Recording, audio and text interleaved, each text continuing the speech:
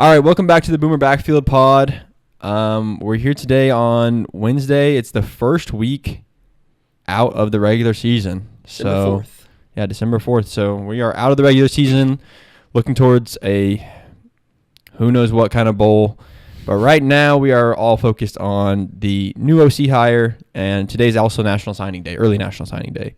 And we also got some CFP rankings last night. Got Conference Championship weekend this weekend, so plenty to talk about. So before we get into it, my name is Spencer. I'm Kylan. And I'm Colby. Make sure you follow us on anywhere you do social media. Like and subscribe, comment. We love seeing what you guys have to say. So keep doing that, and we'll keep providing you with some great content. Yeah. Well, the big news is the OC. We got Ben Arbuckle. People mostly happy, I feel like, is the consensus. Yeah. There is some people out there that are questioning his experience. He's only 29 years old. He hasn't really coached a playoff team or anything like that. Yeah. But he was the offensive coordinator at Washington State. And I think he has a pretty good resume of quarterbacks coming out. Cam Ward, he coached Cam Ward. John Mateer had a good season last year. I think some other guys too. He had another one. He's in the NFL. Mm-hmm. Patriots. Bailey Zapp. Bailey Zapp. Yeah. Yep. So he's coached some good quarterbacks in his time. Yep. And he will be our quarterbacks coach. So, yep. But what do y'all think of the hire? What do y'all think? I love it. And I like young experience. There's a lot of people I think that question the hire. They question his experience because he's 29. But I think that experience doesn't make you a good offensive coordinator. Calling good plays makes you a good offensive coordinator. Yep. I mean, there are guys that are older that are not successful.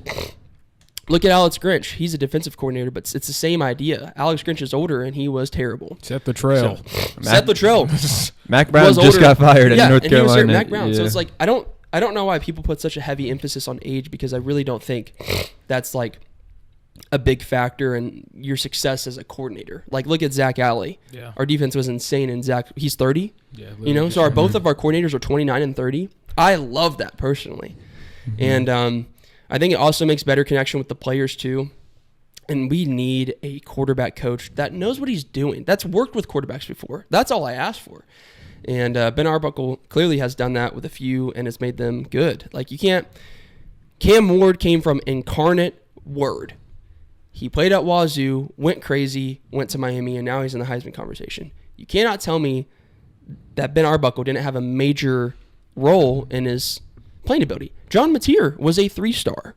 I didn't know who John Mateer was until we started talking about Ben Arbuckle. And then I looked at him and was like, wait, this guy is raw. You look at Bailey Zapp, he's in the NFL. Like, I think I'm really excited for this hire. Really is what I'm trying to say is I'm very excited. And we saw that John Mateer hit the portal literally the night that I don't know if he officially Ben Arbuckle here. I know it's like speculation though. Speculation. So I hope he comes here.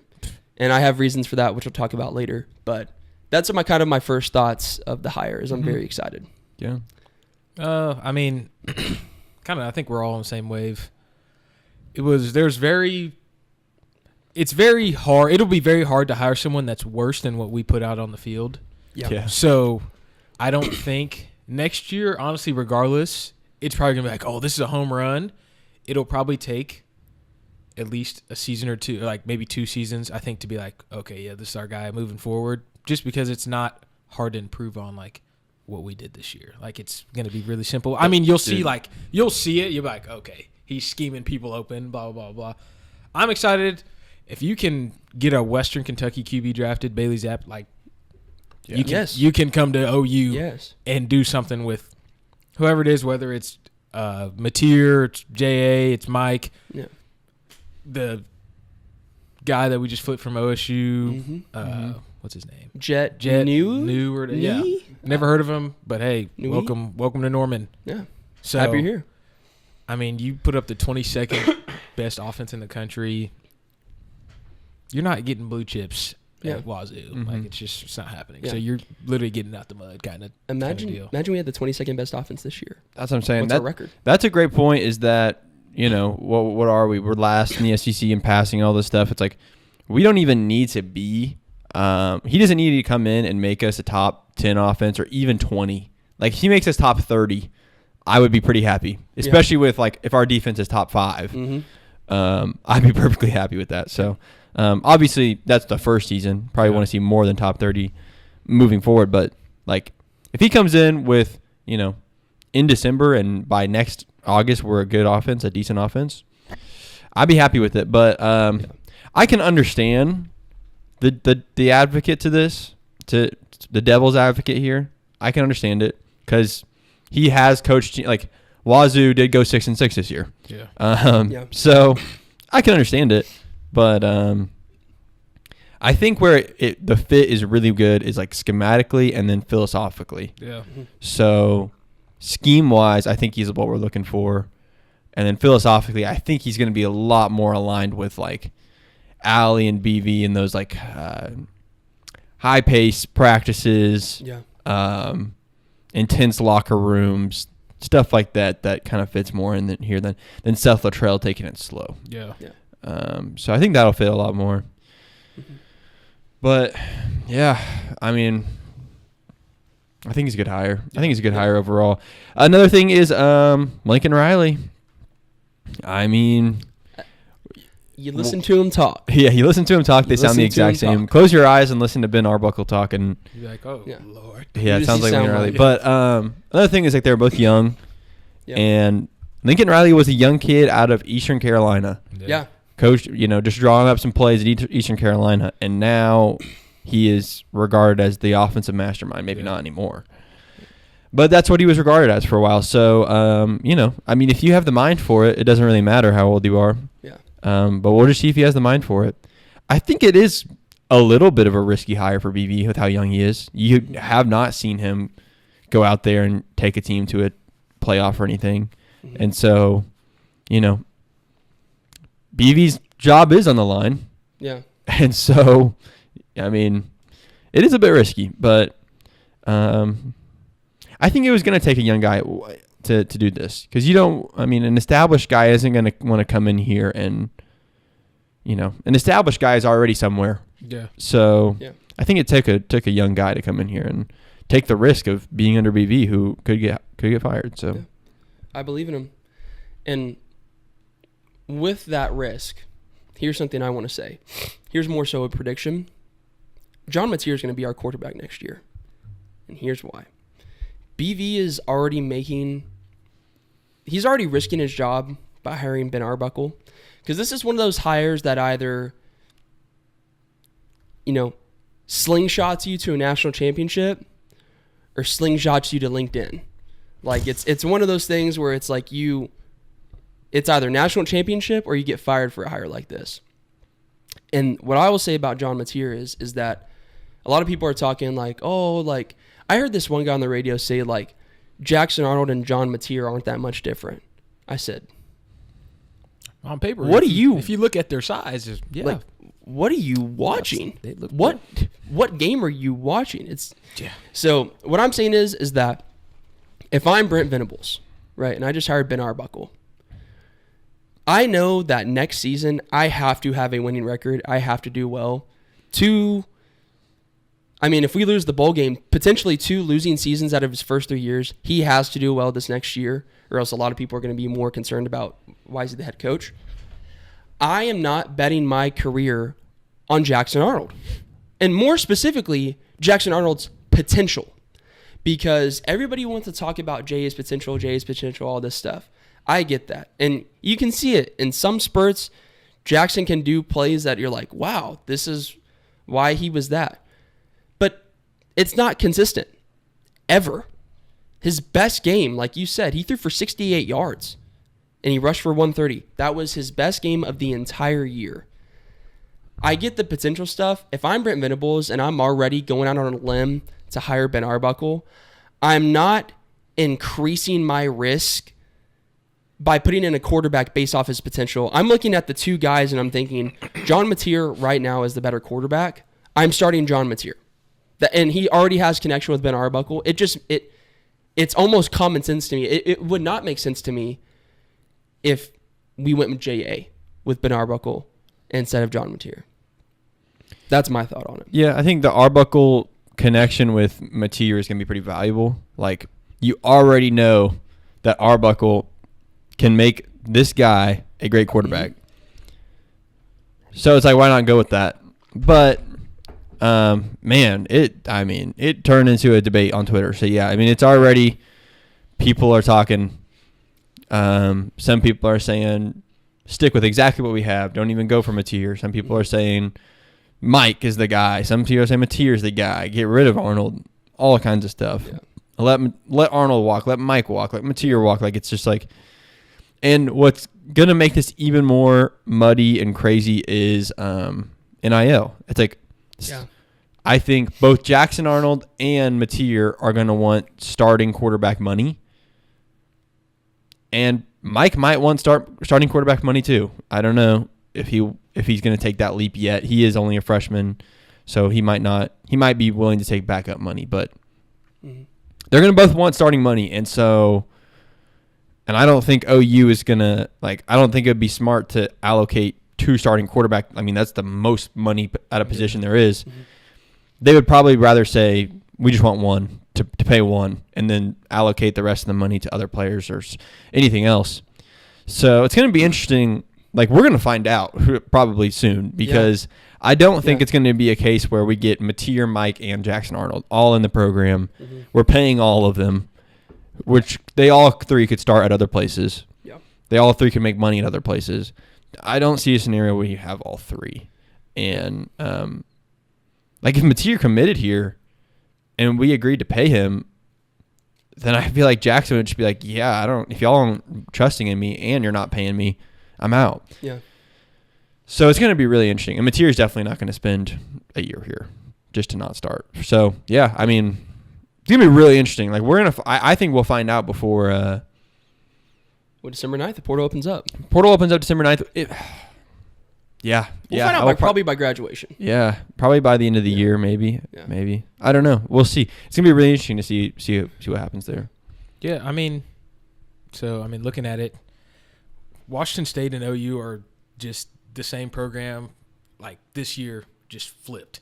They were 115th, like the 115th overall defense and the 22nd overall offense. Yeah. We were the 122nd overall offense and the number 22 defense. Oh, that's crazy. So it's literally the offense and defense is off by 7 teams, but the other 2 are the exact same, just flipped.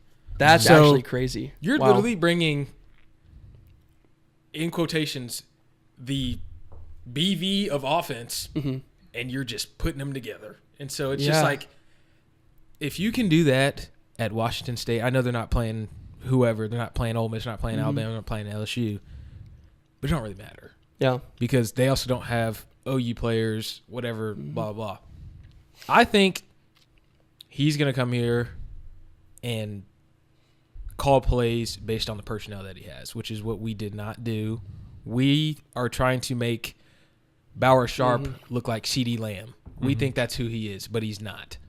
Bauer Sharp should not be getting the ball, getting 12-plus targets a game. He shouldn't be our leading receiver. He shouldn't. That should never happen. Yes, we don't have our receivers, but the guys who actually play receiver should get the ball. Yeah. It's not that hard. But to the quarterback thing, I tweeted that John Mateer next year and then Mike in 2026 would feed families. And I think that is likely.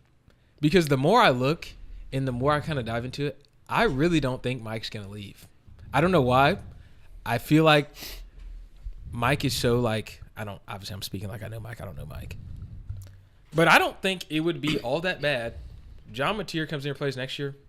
He's gone. If you look probably at his stats, if he has another year like that, he's probably going to the league. Yeah. He'll be a junior, goes to the league. Mike, we had plenty of quarterbacks. Kyler Murray. Backup. And then you have 1 year. I think Mike could probably win the Heisman. I don't think that's like off the table. If he gets a year of quarterback coaching and then another year starting, puts up crazy numbers, he's gone. Yeah.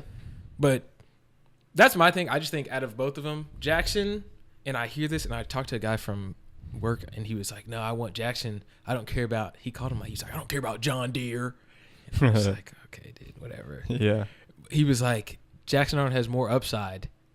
And I said, why do we love to talk about upside? Dude, we always talk about and the Jackson's Gatorade potential. Player of the Year. We always. I really Yes. just don't care. I really don't because I haven't You seen hit it right on the. Mm-hmm. I haven't seen it. If I haven't seen your upside by the time you were 20 years old, Yes. I don't know if it's there. You hit it right on the head.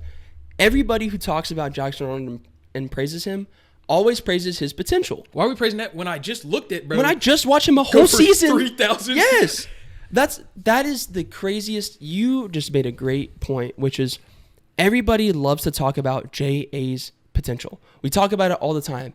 He's been here for 2 years. Yeah. There's too many he could. He could, might. He will. He would with the right guy, with the right this, with the right. I'm tired of talking about his potential. There's a great relationship dating advice that I saw on TikTok or something years ago, and I always remembered it. And it says, don't date somebody for who they could be. Date them for who they are right now. Yep. And I will tell you right now, you got to apply the same principle to playing quarterback. Listen, we can talk about Jay's potential all the time. He's a great player, five-time, whatever. He's going into his junior year this next year. What has he done to live up to anything that anybody's talked about him doing? He hasn't done a single thing. And I'm not saying J.A. is a terrible player. I did say that earlier in the pod, and I respect Jackson Arnold for getting benched, coming back in, and then playing how he did against Bama. I do not think he is our guy moving forward. I really don't even think it's that much of a question. Like, I don't wish him bad luck. I hope he finds another school and does well, but to talk about Jackson Arnold's potential going into his junior year, like, we should already be starting to see those things playing out by now. It should be like draft talk. Like, yeah, that's what I'm saying. And we aren't. Like, we're not. Like, I mean, and I get his circumstances. I get that. I'm looking, but and I don't just want don't to see compare it. because there's still two different circumstances. But I saw a thing that Jackson in 2021, Jackson, Mike, and John Mateer, they're all from Texas. They all played the same thing. I saw that. Yeah. And it was like Jackson Arnold, 14-2 Gatorade Player of the Year. Yeah. Mike was like the newcomer of the year, and then John Mateer was like Offensive player of the year. Yeah. And then I look at them this year. Jackson Arnold didn't play in 3 games, right? He got benched Tennessee, so he played half of that. Didn't And play then versus he didn't Auburn. play Auburn, didn't play Texas, and then he came in versus South Carolina. So, So he's like, benched like 2.5 games. 2.5 games. Yeah. So, forgive me. Maybe I'm stupid. Maybe I'm dumb. John Mateer threw for 3,100 yards. Jackson Arnold threw for 1,400 yards. In those 2.5 games, was Jackson Arnold going to throw for 1,700 yards? I don't know. I don't think so. John Mateer threw for 29 touchdowns. Jackson threw for 12 in those 2.5 games. I'm thinking Jackson just throws for 850 in both of those games. I think he throws for 850. Bomb after bomb after bomb. I get it. I understand. And then I know that you guys are going to say, well, he didn't have any receivers. If you think that his Washington State receivers were that much better than ours. Or any better than our, I don't know. I really don't know. And then, you know what you can always do? You can always run that rock. And I'll bet, let me look. I might be wrong. I'm going to go with he'll probably have more rushing yards than Jackson. Jackson had 444. John Mateer had 826. Was Jackson Arnold going to rush for 380-something yards? Almost double. Almost double that. Was he going to do that in those other 2.5 games? Yep. Is he running for 200 yards a pop? I don't know. No shot. I don't know. I think the potential talk is, I think that needs to be shut down. Yeah. Potential is good when you're coming out of high school and you're a freshman, and after that, once the lights come on and you got to take those snaps. Yes.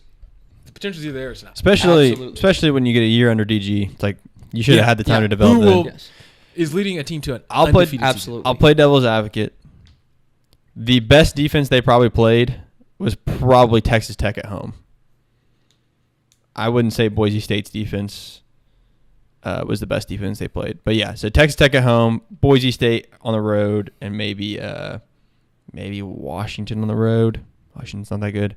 So the reason I bring that up is Jackson played probably the best defensive schedule of any team in college football. I mean, you're playing against Ole Miss, one of the best. Yeah. South Carolina, one of the best D lines in the country. Tennessee. Texas, Missouri, Tennessee, LSU. I'm going to exclude Alabama, actually. So, I get that's a huge gap, so I agree. Like, at your overall point, but there's also a massive gap in there is talent that they played. I agree with that. A massive gap. Yeah. I mean, and the O-lines, while Mateer might have a similar skilled O-line, they're going up against John Mateer's 3-star O-line is going up against Boise State's 2-star D-line. Our Jackson Arnold's 3-star O-line is going up against literally the dogs of South Carolina, Ole Miss, LSU, like just straight James Pierce Jr. Going up against crazy dogs, and that makes a huge difference. So I can understand if there's somebody out there thinking these guys are idiots. Jackson Arnold had no chance. I can understand that point, but at the same time, is it double the difference? It's a double the difference. I also for those same people, because I 100% agree, and I took that into account. I know that playing in the Pac-2 and literally the Pac-2, the SEC are two totally different things, especially for what they are. Yeah. But it's the fundamental stuff. Yeah. I don't think Jackson or John Mateer is dropping the ball. I or just is don't he think throwing the ball behind the line of scrimmage? I don't know. Tennessee? I get it. Will John Mateer come in here next year and maybe throw for 3,100 yards? He might not. If he comes here, he might not. But do I think he's throwing for? Is he going for more than 1,400? You got to. Yeah. I mean, you have to. And I don't think he threw 7 picks. Picks aren't skill, I feel like. There's only certain picks. Like Travis Hunter has some picks where it's like, oh, yeah, it's because he's a different DB and you jump routes and all that. Yeah. But most of the time when you throw a pick, it's just because you make the worst read ever. And most of the time it's quarterback, hey, what happened? I didn't see the guy. Yeah. I mean, from you, quarterback, if you threw an interception, what is it? Because you probably didn't see the guy. I didn't see him. I made a bad read. Yeah. Or as soon as I released it, I was like, no. Yeah, literally. But it's not a lot of times like, oh, no, this DB is ridiculous. Yeah. He jumped this route. Travis Hunter's the only DB I can think of that will do that, and it's like, whoa, how did he do that? Yeah. I don't know. On paper, you're getting the same. He's 6'1", 219. Jackson Arnold's 6'1", 211. Great. You're getting the same So you're getting the same pretty much athlete, but when I watched him, it just looks like he's just a dog. Yeah. One last thing I'll say before we go into National Signing Day is, and this is something that the old heads overlook, most people overlook. Yeah. John Mateer, and they think that it doesn't matter, but it does. He has confidence, swagger, cockiness. Yep. Yes.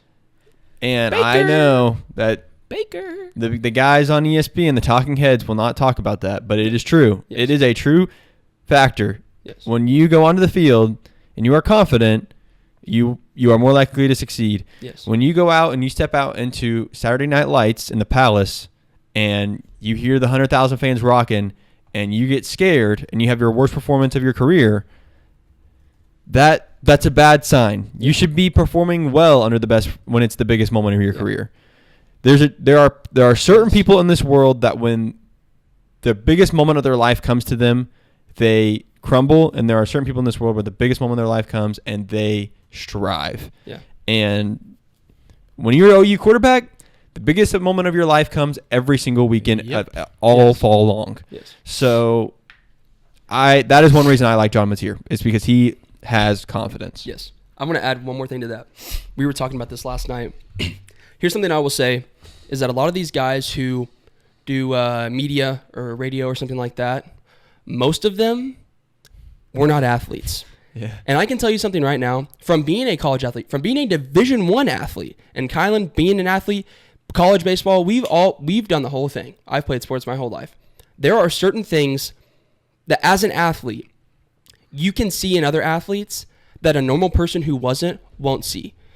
That's why me and Kylan love Michael so much, is because we see something in Michael that a lot of these people in the media don't see, because we were athletes. We know what that we know what that looks like. You know what I'm saying? We know what that type of thing is. It's an it factor that you only know if you've been there and you've played in those same circumstances. And that's why I feel so strongly about John Mateer, is I've seen a few highlight videos. That's all I needed to see. That is literally all I've needed to see, because I can see it in him that I'm like, he has it, and Jackson doesn't. So I agree. I'm gonna I'm going to make it quick. I'll try to make it as quick as I can. I look at Shedeur Sanders. If you go watch Shedeur Sanders in high school, he looks like garbage. Not garbage, but like, it's like, what am I watching? Mm-hmm. He's a 3-star. Goes to Jackson State. I know, here it comes. Before you guys say it, I'll say it myself. Oh, it's HBCU. He's not playing anybody. His freshman year, 3,200 yards, 30 touchdowns, 8 picks. His sophomore year, 3,700 yards, 40 touchdowns, 6 picks. I personally don't think Jackson Arnold goes in there and does that. I don't know. I really don't know. I know you're talking about competition, but y'all are trying. Those are Division I athletes. A lot of them, like, yeah, you can't come here. But, like, I think if you brought him here and got him in front of BV, he'd be like, I can give you a spot. Like, they're your best player, but they might not start. Yeah, they're not getting a Danny or a Billy, but, like, they're not just, like, some slaps. Like, they're not just like, oh, this guy's buns. Yeah. No. But then you go to Jackson, everybody's like, oh, when he goes D1, nothing. Colorado, 3,200 yards, 27 tutties, 3 picks, 9-to-1 ratio. Crazy. Yeah. And then this year, almost 4,000 yards, 35 touchdowns, 8 picks. He's a 3-star coming out of high school. John Mateer, a 3-star coming out of high school. And what does Shedeur Sanders have? That swag, that confidence. He does not care. He's literally going up to opposing students, sitting there just talking his talk. With the Apple Watch. With the Apple Watch. Crazy, with the bust-down rollie. That's what he's doing. Apple Watch, bro. Yeah. So, I mean, and like Colby said, you can see it. And I think most people can see it. That swag, I know very few people that were just raw. Yeah. And we're just like, Yeah. There's something that like turns on in your head. You can will yourself to be a dog. Mm-hmm. Like if you're just like, I am the best player in this room and you truly think it, it's going to happen every time. Yeah. It's going to happen every time. So, John Mateer, if you can hear this, if you watch this, we got a spot for you right at this table. Right there. Yeah. Thanks for being on, Spence. I completely forgot about that. All right, so moving on, it is early National Signing Day, and we've already had some negative news. I mean, we got an OC. We got a new OC. Yeah. I think it was to be expected that not everyone in our class was going to stay.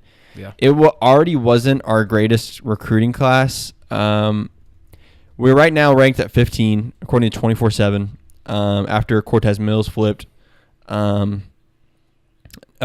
All of BV's classes have been top 10 before this, so it is a little bit of a letdown so far. But, I mean, 15 is still 15. And I think, when we watch the freshmen this year and even some of the sophomores, it's like, okay, there's a lot of promise in what we have. And so I don't think it's like we're in need of 5 stars right now. But it is a bit of a disappointing class. I do think this will be a huge transfer portal year. Yeah. Just considering all the circumstances. But let's go ahead and get into it. First off, Cortez Mills, 4-star wide receiver. He had his signing day commitment thing this morning and took off his shirt, and it was an OU shirt, put on the OU hat. And it was like, yeah, I'm committed to OU. I'm signing with OU. And then took it all off and had the wife beater under his shirt, put on a Nebraska hoodie. So he is going to Nebraska. Dude, that's the most corniest. Yeah, that's kind of corny. It's so ridiculous. They think it's so tough. I'm like, yeah, it's the stupidest. The hat thing is all right. Like, throw the hat. But, like, to a point, it's all right. The hat thing, because when you're sitting here and it's, yeah. And healthcare, yeah. Where's he going to go? Nah, man, I'm not going. It's like, bro, what are you doing? Yeah, I agree. It's so goofy. It's not hard. So, yeah, but, I mean, we do have another 4-star wide receiver, Elijah Thomas, out of Chakota, Oklahoma. Chakota, bro, he's a dog. So he's another 4-star. So we do have a wide receiver in this class. The interesting thing, the biggest part is we only have one 5-star in this class. And it's offensive tackle Michael Fasusi, who was this close to picking Texas. When we beat Alabama, he was actually on a visit to the Texas versus Kentucky game in Austin. Mm-hmm. And that's kind of a no-go for Brent Venables. Brent Venables is, if you're committed here, you're committed here. Well, he went on and did another visit somewhere else. So it's going to be super interesting. He says that he's going to be signing his letter of intent to OU at 2. But until he signs that paper, it's not official. And I think probably everybody at the facilities right now here in Norman is nervous because he really is the centerpiece of this signing class. Just the centerpiece. Yeah. And he's Bill Bedenbaugh's shining star, a 5-star guy. Yeah. Already 300 pounds, 6'5", 300. So, I hope he stays. Hopefully we get that good news at 2. We won't have it here on the pod, but we will. We got a 4-star running back, Torrey Bladelock, out of Humboldt, Texas. Who else we got? Got a good corner, a good D-edge, and then we just have a lot of 3-stars, man. we do have a lot of 3-stars. The thing stars can lie. That's what I'm saying. Like if you go watch, like Marcus Wimberly, he is one of those guys. Like I watched him and I was like, okay. I've heard a lot about Omarion Robinson, safety out of Little Rock. Yeah.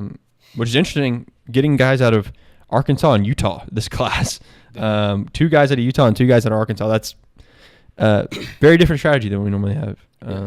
But anyway, I think it's easier just now. I think we're focusing on not the right states, but it's like guys that like know what OU's about. Honestly, I feel like we're going after that more. Like if you're from Arkansas, like, oh, this OU's like this, and this. But like, I mean, before we're trying to go get guys from New Jersey. Yeah. It's like, they don't even have football half the time or whatever. You're playing 8-man. But I mean, like you said, stars, yes, it looks good on paper and usually they pan out. But I mean, if you can play ball, you can play ball. I don't really. You could literally be a 0-star recruit, but if you come in here trying to take people's heads off, come on down. Yeah. Yeah, stars, they matter, but they don't at the same time. So it'd be nice to be in that, have one of these top 10 in the country. But hey, do we have a top 20? We have Fasusi. Okay. That is why this is so big, is because if we don't have Fasusi, scroll down. You're going to get to probably. You're looking. We don't have a. I don't even know. Wait. Up. A little bit. Up. Oh, that's SE. I don't think we have a top 100 player if we don't have Fasusi. Oh, nope. Yep. Oh, okay, so we have one. So yeah, if Fasusi does not, if he does sign with Texas, we will not have a top 100 player except for one other O tackle we got. So a little nerve wracking for sure. But again, stars aren't the biggest deal. I do think we have changed our recruiting style a little bit with like when BB first got here, it was urgently trying to get talent into the program. Yeah. Now it's like we just need to pick and choose every year. Yeah. Like, okay, we don't need a quarterback this year out of the signing class. We don't need you could debate a lot, like linebacker, probably don't need one. Probably we'll get one out of the portal. D-line, we're probably pretty good. We don't probably only need like one guy on D-line. So I think we're kind of more pick and choose nowadays. We're a little bit more specific on the guys we get. And I feel like now with like the roster like reduction. Yeah. So you're like dropping from 122 to what is it, like 105 or something like that. Yeah. You're cutting. If you don't need it, you can't have it. Yeah. Like it's real simple. Like if I don't need, like you said, like 2025, did we really need a quarterback? No. Not really. So I mean, we go pick up one at the last kind of minute, but it's just like how's this going to work moving forward? I guess literally you're going to be like evaluating as soon as the season's over and then start pulling offers, because it's like I don't even know how many people we probably pulled their offer that thought they were going to have our hat on their table. It's like, yeah, but you're not coming here regardless. We don't have a piece of paper for you to sign. So, yeah, pretty crazy. Yeah, it'll be interesting, I think, to see how even like Ben Arbuckle, how he navigates. That's the other thing, because he's going to have to start recruiting. Because I mean, if that's why, if he's young, that's why I like that he's young. People, you're going to resonate obviously with 17, 18 year olds. Yes. Hey, I'm 30. Yeah. Instead of, hey, I'm 55. It'd be interesting to see if he can flip a couple of recruits before the next signing day. Yeah. In I think February. Yeah, I think it's gonna be a big portal season. I think when the portal opens up, it's gonna be crazy. So, our O-line pickups. We have to go get like established dogs that enter the portal. It can't be we could work on them. I don't even care if they're a 2-star. If he's a blue collar 2-star, like one of those guys from OSU, Oklahoma State, where it's like, yeah, he's a 2-star, but he wrestled. Wrestled state championship wrestler, like that kind of guy. Yeah. So I don't even care about the stars when it comes to O-line. Just go get the guys that make this work and work together. Yeah. We cannot get guys out of the portal that have potential. Yeah. Mm-hmm. I am so tired of potential. Don't have time. Get somebody who is good. Yeah. Go get somebody who is established 6-year seniors from literally FIU. Go take FIU's 6-year senior and Michigan State's 5th-year senior, not Spencer Brown, and put those guys together. Don't go get some potential for sure. I agree with that. Yeah. I agree with that. Yeah. Well, let's talk CFP rankings. So more recent news. CFP rankings come out last night, and it was interesting. Yeah. It was pretty interesting. So Miami lost, and they dropped to 12, and it looks like. So an interesting statement I saw come out last night is one of the CFP committee guys said, the way we're going to work this is if you don't play a game, the order of teams that no longer have games to play will stay the same. Yeah. So like Indiana, Tennessee, for example, Alabama, Ole Miss, they no longer have games to play until the playoffs. So that order of those teams will stay the same. The only order or the only teams that will move around now are teams that will be playing in the conference championships this weekend, which is plenty of teams that it can absolutely shake up a lot. Mm-hmm. But what that means really is Alabama, ranked at 11, is sealed in the playoff because they can't move backwards. Yeah. There's no way they can move backwards. If Boise State loses, they'll move up. If SMU loses, they'll probably move up. So they are really, really secure actually in the playoff, which a lot of people are not happy with. It makes you wonder, if Clemson beats SMU, does Alabama get booted out? Well, if Clemson beats SMU, I would bet SMU shifts down. Clemson is all the way back down here at 17. Yeah. The question is, if SMU loses, do they drop down to 12 behind Alabama? I don't know. Behind Miami? Could Miami make it in that case? Yeah. It's absolutely chaos. But you also have scenarios like Boise State losing, Penn State losing will lose. That will move some teams up. And then obviously one of these Big 12 teams at 15 and 16 will have to get in. So it's just craziness. Yeah. But it's definitely, so let's say Georgia loses, maybe 2-3 lost SEC teams could be in the playoff, which is crazy. So definitely new. So insane. It's definitely new to us. It's weird. Yeah. I remember you posted yesterday on our Boomer Backfield X account. Mm-hmm. Go follow. If we didn't lose to Missouri because of fumbles and bad play, if Michael didn't sell the South Carolina game and Jackson didn't sell the Tennessee game, we would probably be in the playoff right now. We definitely would. Yeah. We have a lot harder schedule than Alabama, and we would have the head-to-head versus Alabama. Yeah. So we would be, I think we'd be even farther up than 11. Yeah, maybe 9. So it shows you, man. And I know that's like a huge hypothetical. Oh, if we beat these 3 teams. But at the same time, if you watch the Missouri game, we should have won that game. Yeah. The South Carolina game is a bit more of a stretch. I would go Ole Miss, honestly, instead of that South Carolina Ole Miss, game. Even Ole Miss. Yeah. So Ole Miss, if we don't start selling at halftime for whatever reason, like we always do, maybe, right? And then LSU's a game where it's like, maybe if we didn't sell at halftime. South Carolina is a game where if we started off better. And then Tennessee. I think Tennessee was very winnable. Mm-hmm. Very, very, very winnable. So we should have beat Tennessee. There's definitely some winnable games in there where it's like, and man, if we had beat Tennessee, look, they're right there. They're at 7. Yeah. So we would probably be like 9 or 10 if we went 9-3, which is crazy.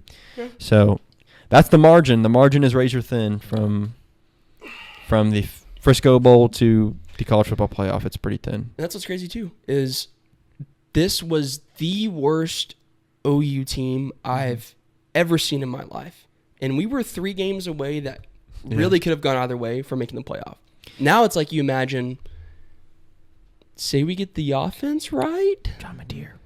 Where are we at? John Madeir. Let me give you a little hypothetical. This is stupid. Where are we at? Let me just give you a little hypothetical. We're the 9 seed. our first round college football playoff game is in Dallas, Texas at SMU, which I think OU fans would travel and maybe make that a home game. Oh, yeah. Easy. Yeah. It's a Cotton Bowl. And I think it's hard to say this, but man, I feel like we could win that game. If we were playoff caliber, then yeah. Because, I mean, like, SMU, literally, I don't think their defense is, like, the most incredible thing on earth. It's their offense. Their offense, they score. But I think we could stop a that million offense. points a game because Kevin Jennings is just a demon back there. He's just running wild. Yeah, just a crazy hypothetical. The playoff, if it stands as it is right now, which it won't, but Miami at Georgia, Getting stomped. Alabama at Ohio State, that is an incredible game. Boise State at Tennessee, and Indiana at SMU. I think those are all really fun games. SMU game is right down the road, 3 hours away. Anyway, just interesting. And then you have the top 4 seeds. Yeah. It's gonna be cool. Yeah. I'm excited. I mean, first year seeing it, I think there's going to be a lot of, like, crazy stuff that probably happens. You're like, whoa. Like, because now it's honestly like NFL style. Like, you have to play your best football. You've been trying to play your best football for the past 3 months. Well, strap in, buddy. You got another month and a half of this. So it's so awesome. I love this format so much. And I won't be surprised if we see it. Honestly, I think max might be like 16 at some point in the future, which I wouldn't be, but probably more than that. I'd be like, all right. But yeah, 12, I'm so glad that it's not. Because this Oregon, Texas, Penn State, Notre Dame, if it was just 14. If it was Oregon, Texas, Penn State, Notre Dame as the 14 playoff, I wouldn't turn it on. And that's why I love this. And what I'm so excited for is the 20th and the 21st of December. Yes. When we see these, I'm telling you, I mean, Alabama at Ohio State. That, and I know Ohio State, both of these teams are kind of letdowns this year, but that would be incredible. Yeah. That would be incredible. Boise State at Tennessee. I know that but that would be incredible to see Ashton Jeanty go into that environment and try to play for a national championship chance would be incredible. And then to see 2 underdog teams like Indiana and SMU play in a 30,000 person stadium for the playoffs. Yeah. Incredible. I love what we're doing. Yeah. I love what we're doing. It's just like, dude, it's finally not, the same blue chip program's going to win the Natty. Bro, SMU could get rolling, and they could win the Natty. If you get hot at the right time. Boise State. Ashton Jeanty could win a national championship. SMU, crazy. If SMU wins the ACC championship this week, they are secured for a home game playoff against the likes of Indiana, Boise State, Alabama, Miami. Could they go to the next round? And then they're playing the likes of, Penn State, Notre Dame, Texas. It's like, well, if they're hot, maybe at a neutral site, maybe. I don't know. So it's just cool. I'm just so excited about it. This is somebody's going to play bad. Like, one of these teams is going to play bad, and they're going to get beat. Exactly. So this is the most exciting year of college football. Absolutely. I totally agree. So, incredible. Yeah, I don't know. I mean, this is way more exciting. You can't convince me this is more exciting than New Year's Eve having 2 games between 4 teams, and then those 2 teams go to play the national championship game. And really, even between those 4 teams, it's like you kind of feel these past 8 years, you kind of feel like you already know what's going to happen. Yeah. But now it's just, man, it's awesome. I like this. So that being said, this weekend is a huge weekend for filling out this bracket because all the conference championships games are being played. Friday night is Tulane and Army and UNLV and Boise State. And we're going to pick the Saturday games. So first off, we got the Big 12 Championship in Dallas, Texas.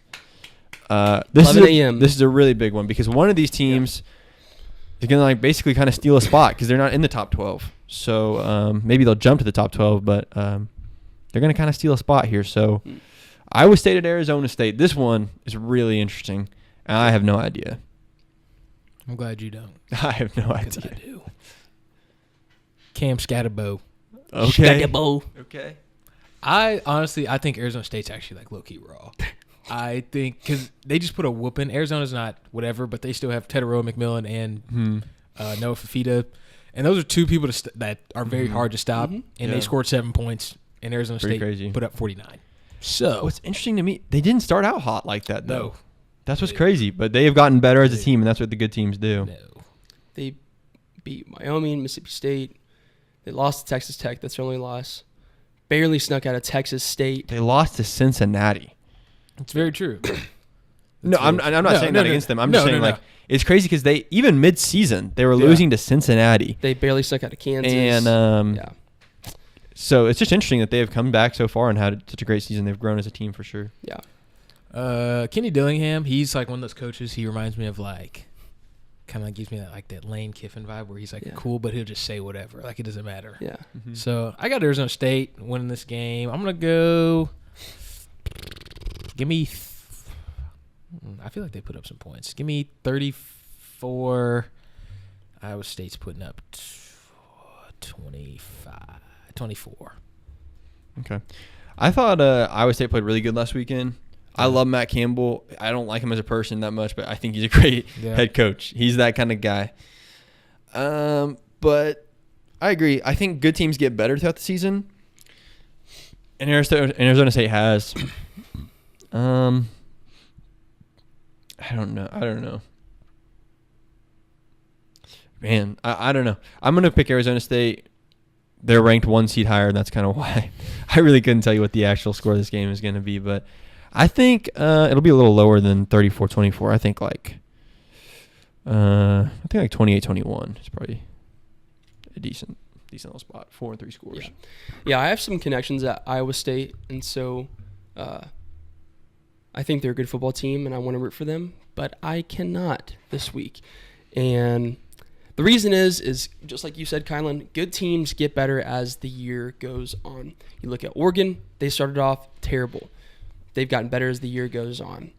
The difference between Arizona State and Iowa State is that I was just looking at both of their schedules, is that Iowa State was doing really good and then lost 2 straight games in a row and then clawed and fought back to get to the Big 12. They barely beat, They lose to Texas Tech and Kansas in back-to-back weeks. Mm-hmm. They beat Cincinnati, barely beat unranked Utah, and then beat Kansas State, who's also unranked, by 8 at home. Mm-hmm. I just think that, and you look at Arizona State's last few games, they've gotten significantly better. They've gotten hot. And so I believe Arizona State takes this away. I think it will be a close game, though, because there's more on the line. But I think that you get better as the year goes on, or you get worse. And I think Iowa State is getting worse. True. So I'm going to take Arizona State 27, and I want Iowa State 24. I think it's a close game. Fair enough. Next up is the ACC Championship. This is in Charlotte. Yeah. So kind of a home game here. Very, very much a home game here for Clemson. Mm-hmm. Clemson, number 17, at 8 SMU. Saturday at 7 p.m. This is a tough one. But is it a tough one? I have SMU in this game. I like Clemson is a bit more better in the trenches probably. Yeah. Especially on defense, but I like SMU here. I think they are just on a roll. They're beating teams with good numbers here. It's tough. They just have a really good offense. I think they'll put up plenty of points. So I'm going to give them 38 points. That's good. And give Clemson probably 31, honestly.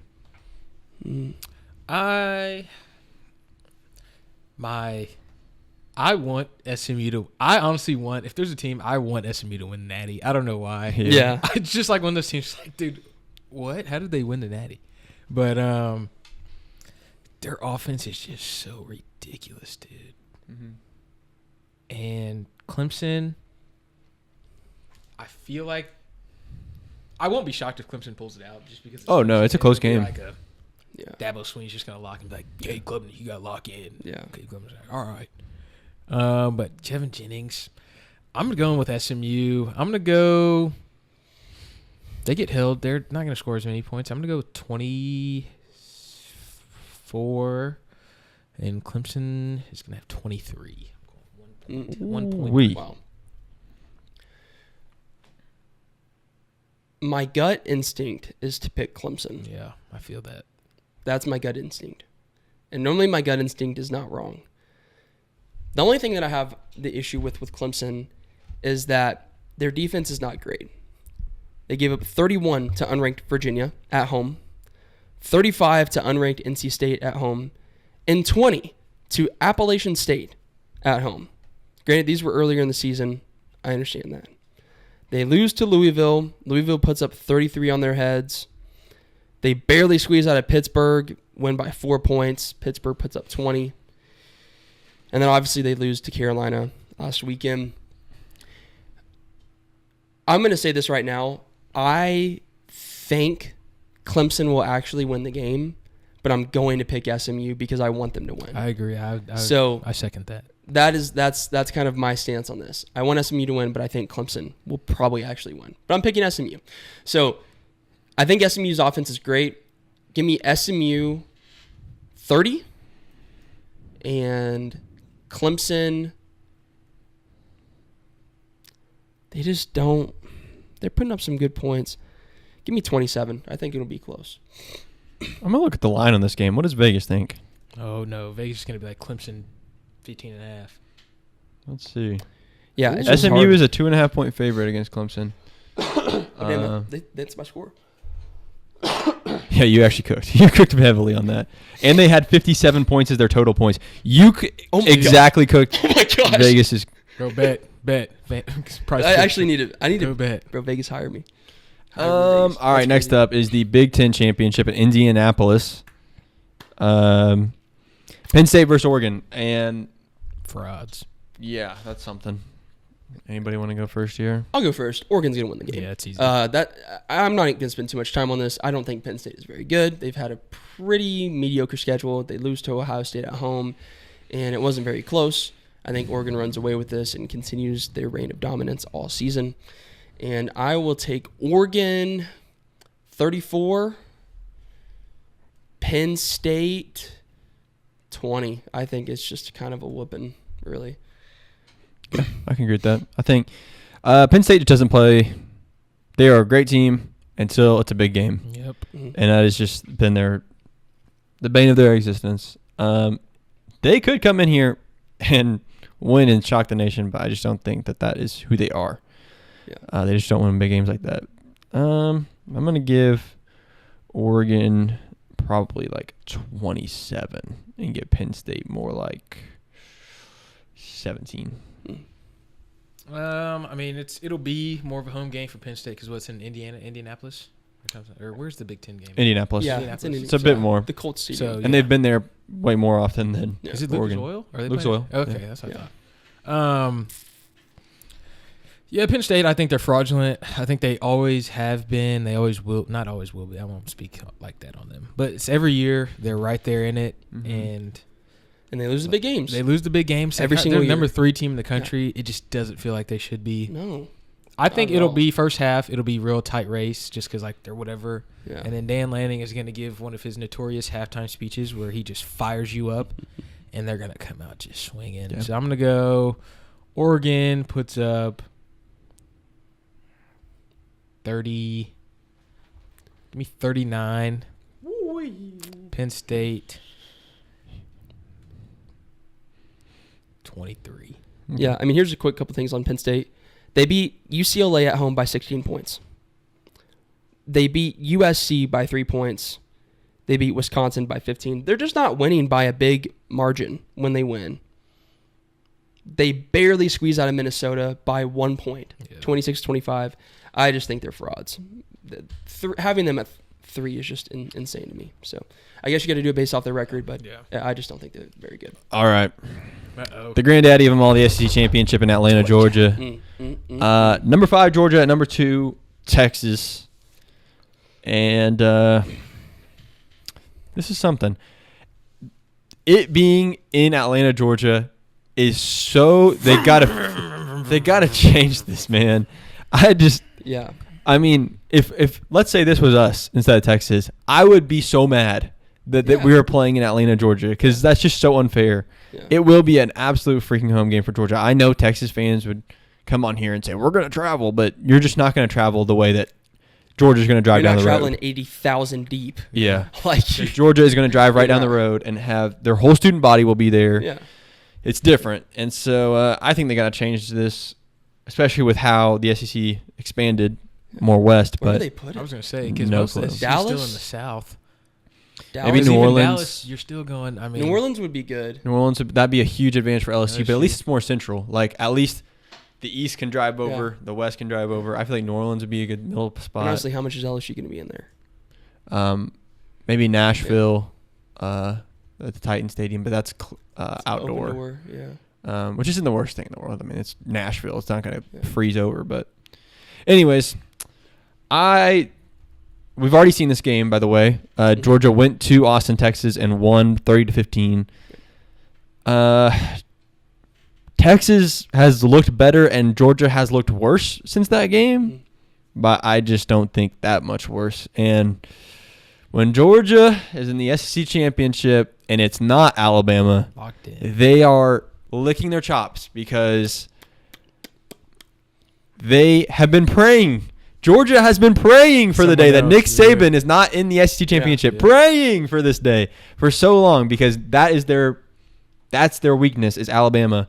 Well, now they got a shot. Give me Georgia. 27-20. You want to go? Yeah, I got you. Quinn Ewers is still nursing like that ankle injury or whatever it is, so he's still kind of – he'll play. Obviously, he's going to play. But he – even in the Tech game, he does not look great. They're having to put in Arch multiple times just to get certain schemes and stuff done because he's not cutting it. Like you said, it's 71 miles from Athens to Atlanta. It's an hour and a half. And it's 1,000 miles from Austin to Atlanta. It's 15 hours. So, like you said, home game. In Georgia, in big games, I've said it before, they just lock in. You beat them by 15 or whatever it was, or 16 at home. So, I don't want to imagine what's going to happen here. Give me Georgia. Georgia 33. Texas 21.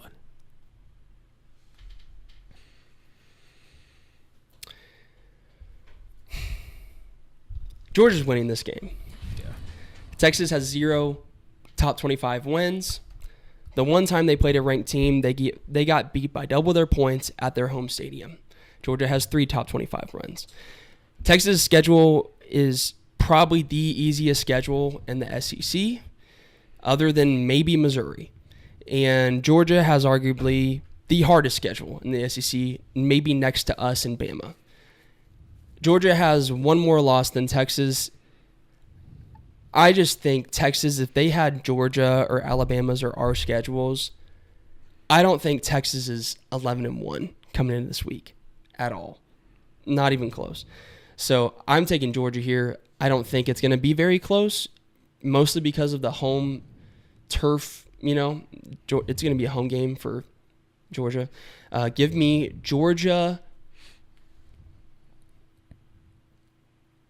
38 and Texas 24. Nice. All right. Yeah. That's all we got for today. Yeah, this is going to be a very exciting weekend. Super exciting weekend. We'll get back to you on Sunday, but in the meantime, follow us on our socials, like and subscribe, all the good things. You know, we really appreciate you guys, and we'll obviously be posting on our socials more as we hear about this Ben Arbuckle situation, John Mateer. So make sure you're following us. Stay up to date with all the new information that's going on with college football and OU in particular. So, you guys have anything else to say? That's it. Cool. Thanks, guys. All right. Peace.